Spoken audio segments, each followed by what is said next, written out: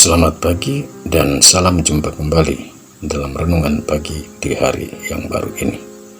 Semoga saya kembali menjumpai saudara-saudari para pendengar firman Tuhan dalam keadaan yang sehat dan penuh semangat.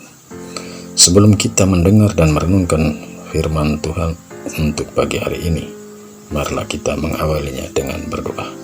Dalam nama Bapa dan Putra dan Roh Kudus. Amin. Marilah berdoa.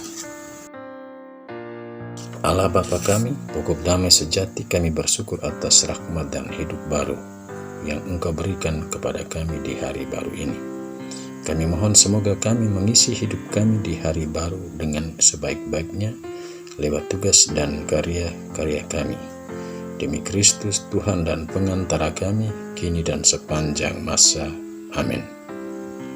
Bacaan sabda suci yang kita dengar pada pagi hari ini dan yang akan kita renungkan, saya ambil dari Injil Matius bab 7 ayat 15 sampai 20. Tuhan bersamamu dan bersama rohmu. Inilah Injil suci Yesus Kristus menurut Matius. Dimuliakanlah Tuhan. Waspadalah terhadap nabi-nabi palsu yang datang kepadamu dengan menyamar seperti domba, tetapi sesungguhnya mereka adalah serigala yang buas. Dari buahnya lah kamu akan mengenal mereka. Dapatkah orang memetik buah anggur dari semak duri atau buah ara dari rumput duri? Demikianlah setiap pohon yang baik menghasilkan buah yang baik, sedangkan pohon yang tidak baik menghasilkan buah yang tidak baik.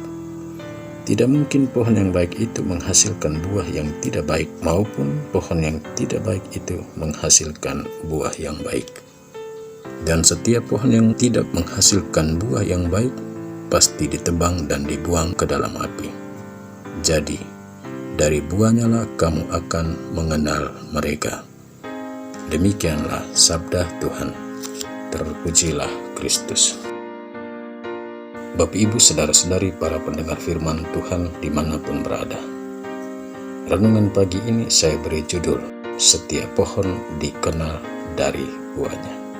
Pagi ini Yesus membuka pewartaannya untuk kita dengan sebuah ajakan yang membutuhkan perhatian ekstra, yakni waspadalah.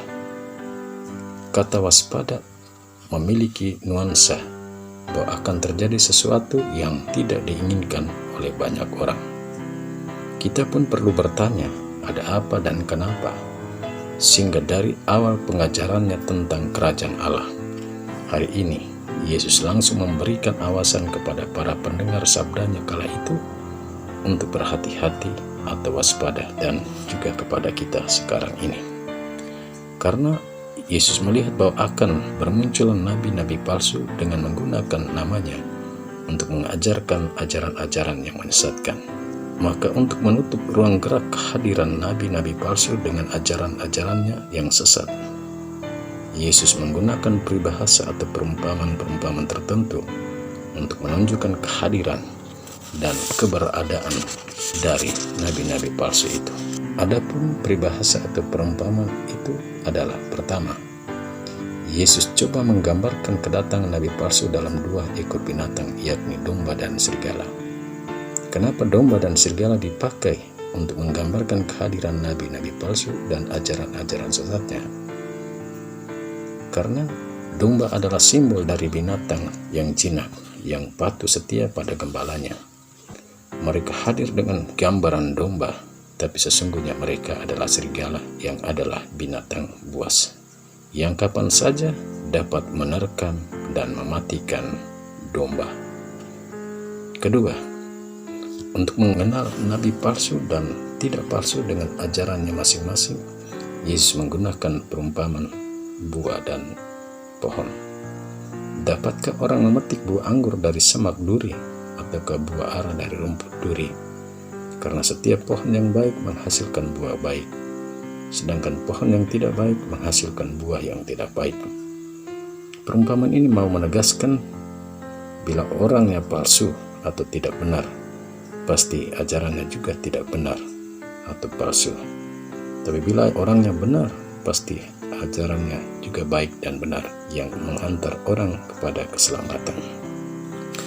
Orang yang tidak benar, ajarannya sering melenceng dari kebenaran dan jauh dari perintah-perintah Allah dan firman-Nya serta kebenaran-kebenarannya.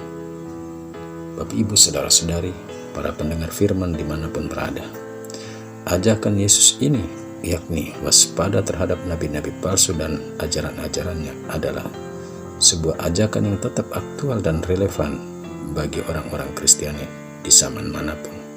Mengapa? Karena saat ini di kota-kota besar seperti Jakarta dan sekitarnya, bahkan di daerah-daerah pun, nabi-nabi palsu tumbuh dan berkembang bagaikan cendawan yang tumbuh di musim hujan. Kita ingat berita-berita televisi, media sosial akhir-akhir ini dan juga beberapa tahun yang lalu. Banyak memberitakan kehadiran orang ini, orang itu, yang mengaku diri sebagai nabi terakhir yang diutus Allah dalam aneka aliran agama besar dunia. Bahkan ada yang mengklaim diri sebagai cucu-cucu nabi dalam agama tertentu.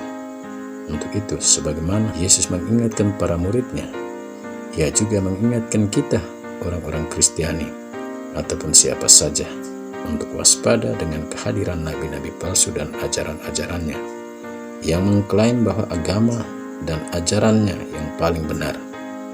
Dan sesungguhnya awasan dari Yesus 2000 tahun silam sedang tumbuh di mana-mana saat ini. Untuk itu kita perlu waspada, karena dari buahnya orang mengenal pohonnya. Amin. Marilah berdoa.